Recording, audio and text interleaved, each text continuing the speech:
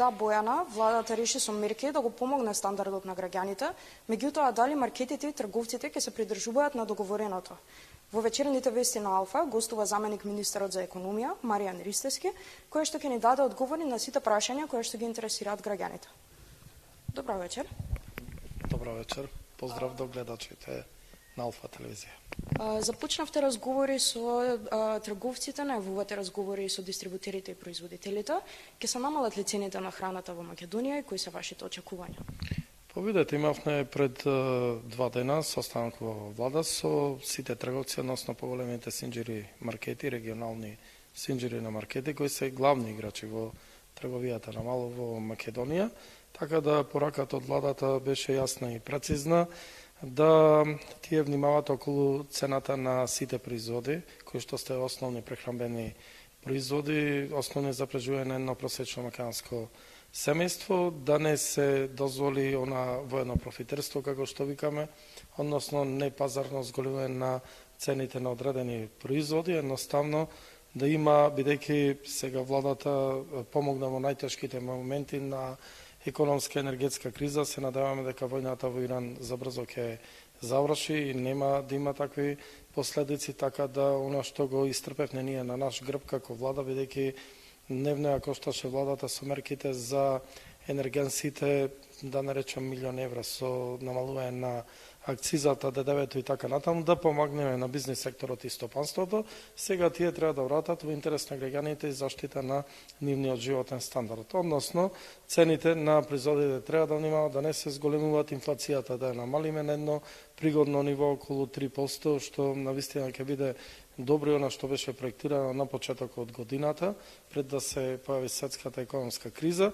Имаше ветување од сите маркети, наредно ќе биде средбата со увозници, добавувачи, производители, сите оние кои учествуваат во тој синџир на донесување на производите бар за исхрана до самите маркети, достапни за купувачите. Се надевам дека ќе има висока совест на општествена одговорност на компаниите, бидејќи државата не е само владата, државата се граѓаните, пред се треба да внимаваме за нив и сите овие кои учествуваат во самата економија, односно сите треба да придонесеме во овие тешки услови да економијата застане на стабилна на една стабилна основа, стабилни нозе, за да можеме понатаму и да имаме одреден економски развој кој што ќе значи подобро живот за граѓаните. Министерот претходно посочи дека маркетите и трговците сепак наоѓаат начини да го заобиколат законот за нефер трговски практики. Дали се засилени инспекциите и дали законот можеби е веќе зрел за промени? Видете, тој е револуционерен закон кој прв пат се спроведува во Македонија, прв пат се уредува односот помеѓу добавувачите и трговците. До сега никогаш не се уредувал и во самата таа европска директива и законот кој што е преземен од повеќе европски држави и е прилагамен. За кај нас пишува дека треба да помине период од една година да видиме како ќе се адаптира законот и каде ќе има одредени проблеми за да можат да се променат во рамките на тој закон. Ние во очивме со КЗК каде има одредени технички пропусти до прецизирање на договорите помеѓу добавувачите и трговците, за да не се остави можност за многу креативност или манипулација од страна на трговците, бидејќи овој закон ги заштитува пред се производителите и добавувачите, меѓутоа и во однос на казнената политика, која треба да биде навистина многу повисока, 10-кратно поголеми казни, бидејќи највисоката казна се предвидена во законот за најголемите маркети е 20.000 евра. Тоа е, мислам, многу малку, доколку тие ги изиграват тие пазарни логики и фер трговски практики, односно прават нефер трговски практики, така да таа сума е многу мала за казни, бидејќи сето тоа на крајот од денот го трпат граѓаните на нивниот грб преку плаќање на повисоки цени на производите. Бидејќи сето тоа мора негде да се вкалкулира.